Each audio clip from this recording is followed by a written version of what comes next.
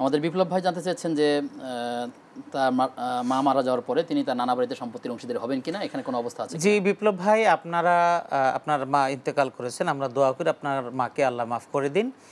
এখানে বিষয়টা হলো নানা বাড়ির সম্পত্তি এখন পাবেন কি পাবেন না এটা অনেক বিষয়ের উপর নির্ভর করবে। সেটা হলো আপনার নানা জীবিত থাকতে আপনার মা ইন্তেকাল করেছেন কিনা।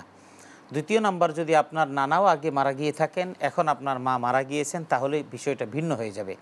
আপনার নানা যদি আগে মারা গিয়ে থাকেন আর আপনার মা এখন মারা গিয়েছেন, আপনি একেবারে নিঃসন্দেহে আপনি আপনার মায়ের ওয়ারিস আপনার নানা বাড়িতে আপনি পাবেন।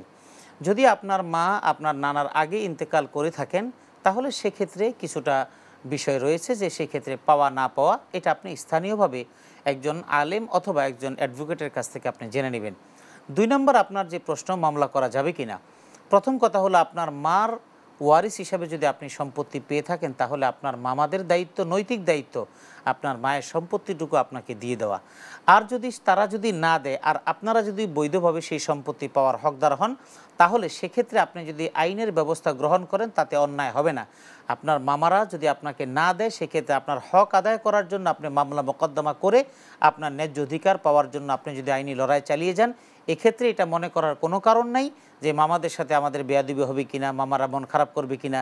যেই মামারা আপনাদের সম্পদ আত্মসাৎ করে খাইতে পারে, সেই মামাদের কাছ থেকে সম্পদ নিজেদের অধিকারটুকু নিয়ে আসার জন্য আইনি লড়াই করাটা মোটেই অন্যায় হবে না। আশা করি বুঝে গেছেন। আর বাকি বিষয়গুলো বিস্তারিত স্থানীয় কোনো বিজ্ঞ আলেমের কাছ থেকে আপনারা জেনে নেওয়ার চেষ্টা করবেন ইনশাআল্লাহ, অথবা একজন অ্যাডভোকেটের কাছে জেনে নেবেন ইনশাআল্লাহ। জি, আমাদের দর্শকের মামা কিংবা এরকম যারা আছেন, যারা সম্পত্তি দিতে চাচ্ছেন না তার বোনের সম্পত্তি, তারা এই ভিডিও যদি শুনে থাকেন, তাদের প্রতি আপনার নসিহত করেন যে খুব ছোট্ট করে। আসলে এই নসিহা আমরা সবসময় করে থাকি, কিন্তু পৃথিবীতে বুজুর্গ নামাজের ক্ষেত্রে পাওয়া যায়, তাহাজ্জুদের ক্ষেত্রে পাওয়া যায়।